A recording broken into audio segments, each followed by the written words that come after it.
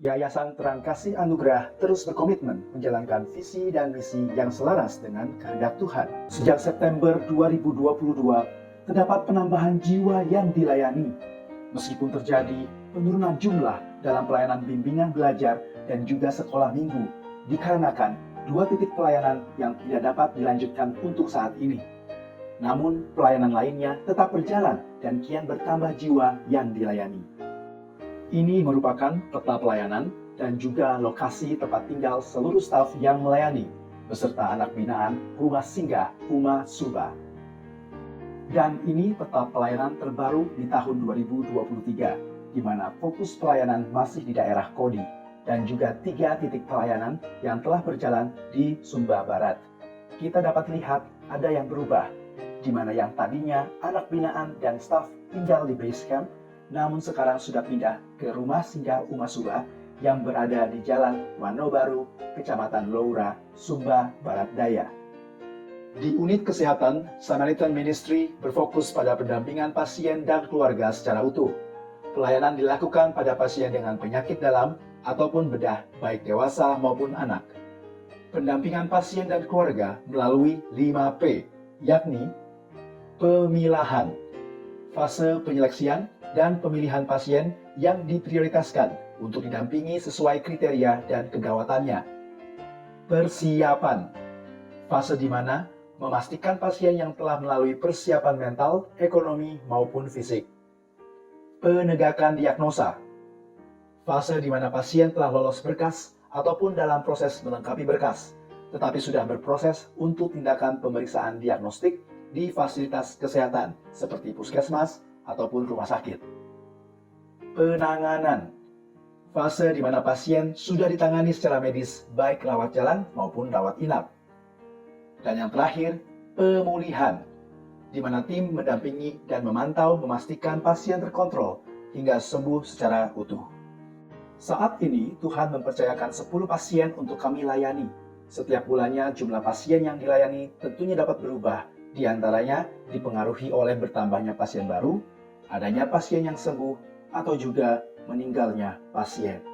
Sementara itu, pelayanan kesehatan Care Ministry kami melayani pasien ODGJ atau orang dengan gangguan jiwa dan juga pasien epilepsi. Para pasien ODGJ yang kami layani ada yang dipasung, dirantai, dan juga tinggal di kerangkeng. Hingga Desember 2022 lalu, total pasien Samaritan ada 11 orang. 5 orang pasien sudah tidak memerlukan pendampingan lagi, dan saat ini Tuhan mempercayakan 10 pasien untuk kami layani. Kami mengucap syukur kepada Tuhan, di mana tahun lalu sebanyak 17 pasien ODGJ dapat lepas pasung. Ini adalah peta pelayanan terhadap pasien ODGJ yang Tuhan percayakan sepanjang tahun lalu, dengan total 84 pasien. Dan memasuki tahun 2023 ini, Tuhan telah menambahkan jumlah pasien ODGJ untuk dilayani dari 84 pasien menjadi 111 pasien. Dengan kata lain, dalam 1 bulan terakhir ini bertambah 27 pasien ODGJ yang Tuhan percayakan untuk dilayani. Di unit pendidikan, Tuhan mempercayakan pelayanan SPS atau Satuan PAUD sejenis yang berada di 2 titik di wilayah, yakni Desa Waiha dengan 66 anak dan juga di Karoso dengan 49 anak. Kemudian dalam pelayanan bimbingan belajar, ada bimbel bagi 32 anak dari Kampung Wanobaru, di mana bimbel diadakan di Rumah Singgah Uma Suba karena lokasi berdekatan. Kemudian bimbel bagi 40 anak di Desa Waiha. Dan bimbel bagi 60 anak di Kampung Waikendu, serta bimbel di Kampung Bata dengan jumlah 60 orang anak juga yang Tuhan percayakan. Pertengahan Oktober tahun 2022 lalu, berkat kemurahan Tuhan, bangunan Rumah Singgah Uma Suba dapat diresmikan oleh Bapak Bupati Sumba Barat Daya, Dr. Komelius Kodi Mete. Dan bangunan ini juga menjadi tempat tinggal semua staf, beserta anak binaan yang hingga saat ini ada 23 anak binaan dari tingkat SD sampai SMA. Anak-anak ini tidak hanya tinggal bersama kami, namun juga mereka mendapatkan pendidikan formal dengan beasiswa penuh dan juga pendidikan informal di dalam Rumah Singgah Uma Suba yang memiliki visi menjadi rumah besar bagi putra-putri Sumba hidup dalam terang kasih anugerah Allah bagi transformasi Sumba. Untuk pelayanan pendampingan gereja, Tuhan mempertemukan kami dengan Pendeta Marta dari Gereja Kristen Sumba di Desa Waikadada. Dari situ, kami tergugah untuk membantu pelayanan Pendeta Marta dengan membangun asrama anugerah untuk menjadi tempat tinggal anak-anak yang Pendeta Marta layani. Serta kami terus mendukung pelayanannya dengan memberikan bantuan berupa dana untuk keperluan sehari-hari bagi anak-anak asrama, serta bantuan daya untuk membimbing anak-anak ini dan juga dukungan doa.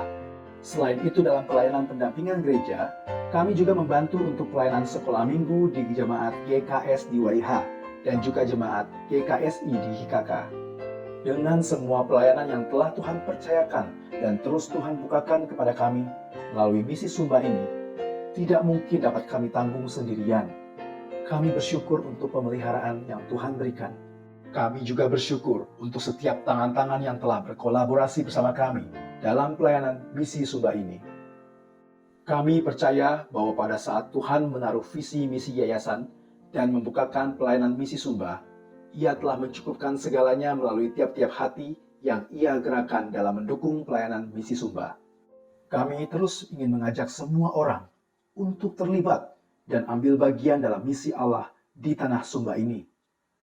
Mari kita bersama-sama bersinergi untuk menolong mereka yang tidak dapat menolong dirinya sendiri, demi tercapainya kemuliaan Tuhan di tempat yang paling membutuhkan di Indonesia.